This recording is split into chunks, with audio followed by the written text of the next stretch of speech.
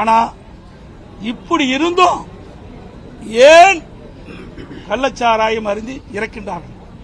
திறமையற்ற அரசாங்கம், பொம்மை முதலமைச்சர், அதுவும் குறிப்பா கள்ளக்குறிச்சி மரணம் யாராலையும் ஏற்றுக்கொள்ள முடியாத மரணம். கள்ளக்குறிச்சி நகரத்தில் மைய பகுதியில் இந்த கள்ளச்சாராய விற்பனை செஞ்சிருக்கிறாங்க. கிட்டத்தட்ட ஒரு 200 மீட்டர் தூரத்தில் தான் காவல் நிலையம் இருக்குது. இன்றைக்கு நீதிமன்ற வளாகம் அதை ஒட்டியே கள்ளச்சாராய விற்பனை செஞ்சிருக்கிறாங்க. அங்கதான் மாவட்ட காவல்துறை கண்காணிப்பாளர் அலுவலகம் எங்கே இருக்கின்றது, கள்ளக்குறிச்சியிலே மாவட்ட ஆட்சியாளர் அலுவலகம் அங்கே இருக்கின்றது, உயர் அதிகாரிகளும் அங்கே இருக்கின்றார்கள்.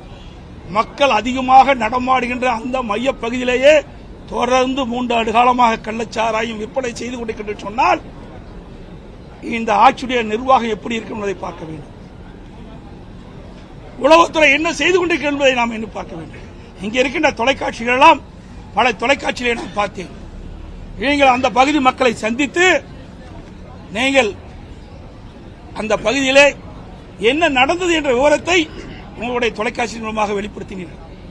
3 ஆண்டு காலமாக அந்த தர்மாபுரத்திலே கள்ளச்சாராய் விற்பதாக, கருணாபுரத்திலே கள்ளச்சாராய் விற்பதாக தகவல் கிடைப்பதாக நீங்கள் செய்தி வெளியிட்டீர்கள். ஆக இவ்வளவு மையப்பகுதியில் இவ்வளவு காவல்துறை அதிகாரிகள், மாவட்ட ஆட்சித்தலைவர், ஏனைய அதிகாரிகள், நீதிமன்றத்துக்கு அருகில் இப்படிப்பட்ட சம்பவம் நடைபெறும் என்று சொன்னால் இந்த ஆட்சி ராஜினாமா செய்ய வேண்டுமா வேண்டாமா? இந்த முதலமைச்சர் இதற்கு, இந்த மரணத்திற்கு பொறுப்பேற்று ராஜினாமா செய்ய வேண்டும். அதுதான் நியாயம். ஏனென்றால் இதுவரை 50 பேர், இன்னும் எவ்வளவு பேர் சிகிச்சை பலனில்லாமல் இறப்பார்கள் என்று தெரியவில்லை. ஏனென்றால் இப்ப மருத்துவமனையில் 16 பேர் கவலைக்கிடம் இருப்பதாக செய்திகள் வெளிவந்துள்ளன. இன்னும் பல மருத்துவமனையிலே வெளிப்படத்தன்மை இல்லை. எவ்வளவு பேர் சிகிச்சை பெறாங்க, என்ன நிலையில் இருக்கிறாங்க என்ற விவரம் ஒன்றுமே தெரியவில்லை. இதையெல்லாம் சட்டமன்றத்தில் பேச வேண்டும் என்பதற்காகத்தான் நாங்கள் முயற்சி செஞ்சோம். மக்களுடைய நலன் கருதி, மக்களுடைய பிரச்சனை கருதி அங்கு இருக்கின்ற மக்களுக்கு எங்களால் முடிந்த உதவிகளை செய்ய வேண்டும் இந்த அரசின் மூலமாக. அதற்காகத்தான் நாங்கள் சட்டமன்றத்திலே பேசுவதற்கு முயற்சி செய்தோம். அதையும் மறுக்கப்பட்டு எங்களை வெளியேற்றிருக்கின்றார்கள். வெளிப்படைத்தன்மை இல்லை, அங்கே முறையான சிகிச்சை அளிக்கவில்லை. நான் நேரில் போய் பார்த்தேன்.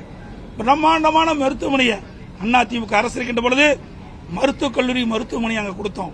அதுல போதிய மருத்துவர்கள் இல்ல, போதிய மருந்துகள் இல்ல. இதற்கு நீங்க பாத்தீங்கன்னா முக்கியமா தேவைப்படுகின்ற மருந்து ஓமிபெசோல். ஓமிபெசோல் என்ற ஓமிபெசோல் இந்த மருந்து தான் இந்த சாராயத்தை குணப்படுத்துகின்ற மருந்து. இந்த மருந்து கிடையவே கிடையாது. ஆனால் நேற்றைய தினம் பொதுப்பணித்துறை அமைச்சர் அனைத்து மருந்துகளும் இங்கே இருக்கிறது என்று சொல்கிறார். அதை பச்சை பொய். ஏனால் இதை இந்த விஷத்தன்மையை முறிக்கக்கூடிய மருந்து இந்த மருந்து தான். அது இந்த மருத்துவமனையில் இல்லை.